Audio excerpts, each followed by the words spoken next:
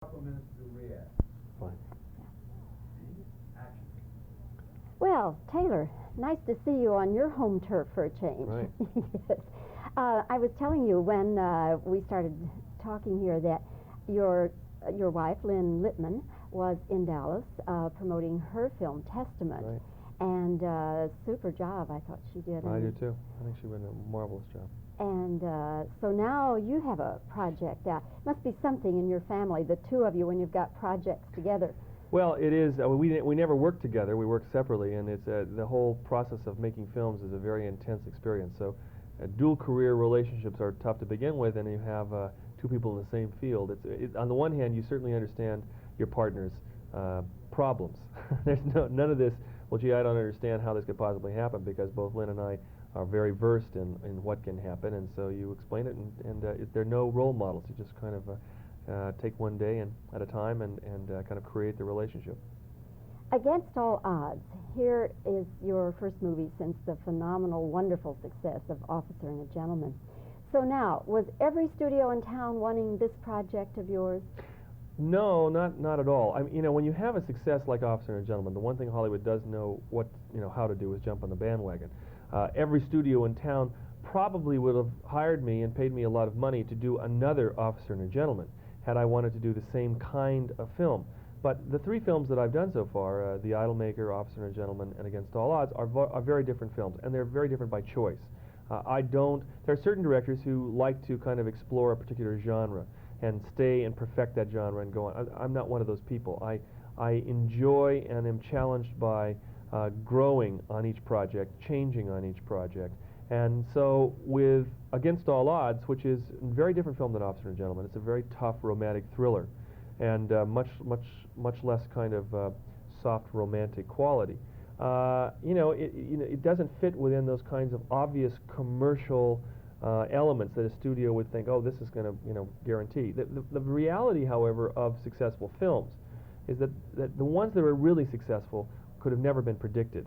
The ones that they can follow suit on, after Rocky comes out. I'm not talking about Rocky 2 or 3. I'm talking about all the other Rockies that were made. They're very good at going out and doing those films because they think that's what people want. Well, of course, what people really want is something new. And when a good film comes out that is different, it's responded to, whether it's Star Wars or Rocky or Officer and a Gentleman. So as a filmmaker, one doesn't really set out to say, I'm going to take A, B, C commercial elements and put them together and I'll have a hit.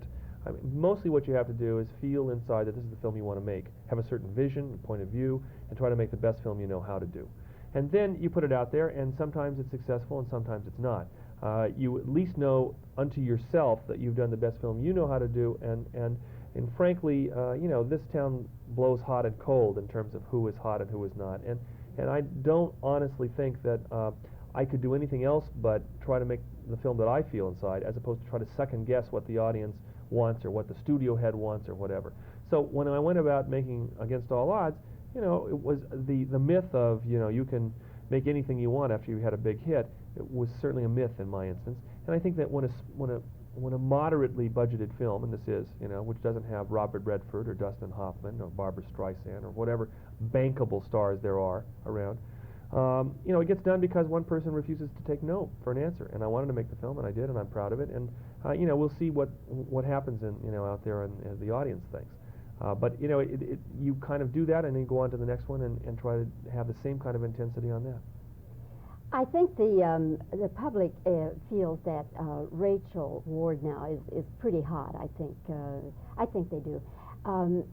Was this something that Hollywood wanted you to have this woman, or did you always want Rachel Ward? Well, it's interesting. This is a film. This is a romantic triangle involving two very strong, virile men and a very provocative, beautiful, mysterious woman. Had I cast this role in the 30s and 40s, I think there would probably been 15 or 20 actresses who could play the role. There are not a lot of actresses in Hollywood today that fit that bill. That I wasn't interested in just beauty. I was interested in somebody that has some intelligence and presence and substance. And Rachel has not an experienced actress. She hasn't done that much work yet. But I met her. This had nothing to do with looking at her work. I met her and felt that there was something there that I had not seen on the screen from her before. That was exciting to me.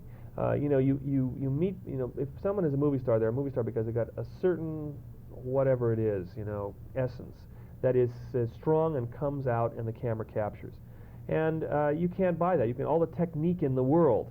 Some of the best trained actors in the world can never become stars because they don't have that. I felt that Rachel did, and that no one yet had really put that out on screen.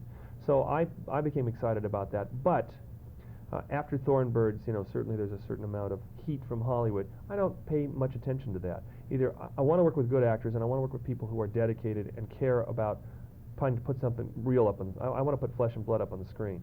And I said I'm interested in Rachel Ward, but I want to test her.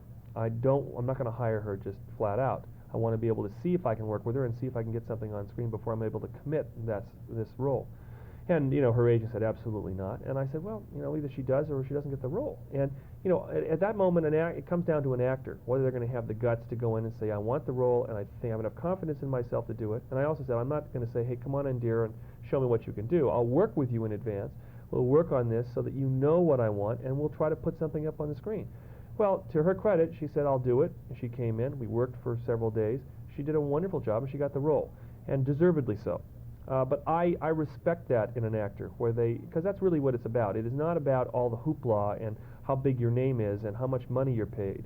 It has to do with walking into the theater 20 years from now, looking up on the screen and saying, am I proud of that work, or am I ashamed of it? That has nothing to do with the size of your mobile home or the size of your billing, because that's something, it's funny, it's a strange business, because you create something and it doesn't die. It lives, you can look at it on television 20 years from now. And that's the way I approach my work, and that's the way I tell the actors I work with, and that they should approach it. And if they agree, they work with me. If they don't, I don't want to work with them. Well, Taylor, you're a man who knows what he's about. We see that in person and we see it on the screen. I hope the film does well for you. And if it can match the success of Officer and a Gentleman, that would be just... Can't plan on that, but it would be nice if it finds an audience. I think that it's the kind of film that I was designing that will take people, when they come into the theater, sit down and pick them up, and they really aren't going to know where they're going to be taken. I mean, it's a real roller coaster ride.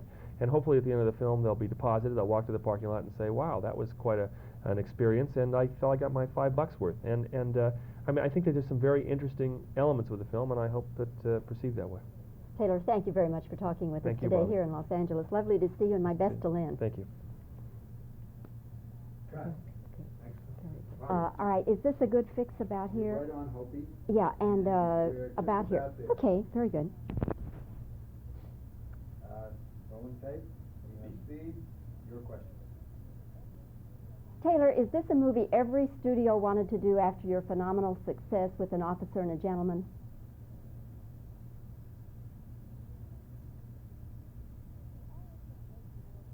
Did you always want Rachel Ward for this part, or was it because she's considered kind of hot now that the studio put pressure on you to use her?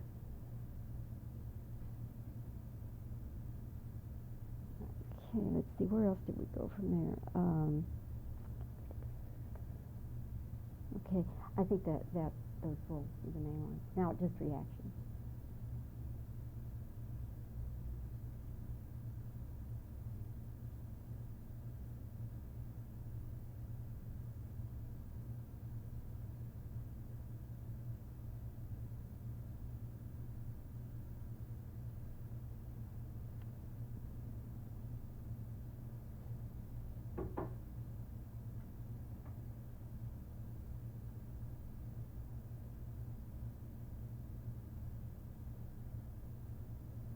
Okay, that should do it. Got it.